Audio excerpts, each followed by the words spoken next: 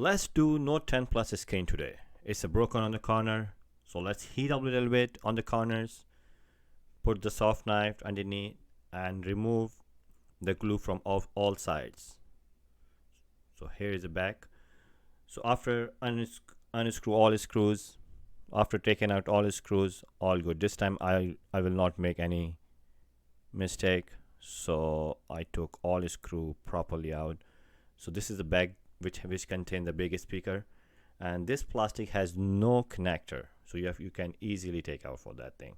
So it's time to take out the all connector from the motherboard. This is the screen connector, that's the main connector. Actually this is coming from the antenna and charging port. This is also from the charging port and the display. So this is the pen connector, so be careful, don't break it, otherwise your pen will not work. So just after disconnecting, remove the motherboard, and it's kind of similar to Note 20 Ultra. And after unscrew the charging port, and you can easily take out pulling up. So it's time to bring the new screen. So I got the battery service pack, which is a original Samsung actually.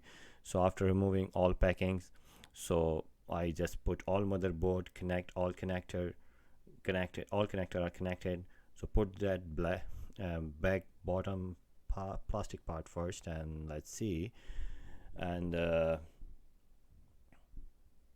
let's put everything together first, and then I'll screw it. So after putting everything together, I screwed. Let's turn on. It's showing Note 10 Plus, and let's see what happened after that. It's working or not. Oh, it's still running. It's kind of slow phone, isn't it? Or maybe it has a lot of stuff inside. That is the reason it's taking a long time. So its touch is working. So let's put back. So I'm just removing the all adhesive tape, and make sure you align properly as I mentioned, so you can easily install. So the touch is working, the back is perfect. Thank you very much for watching.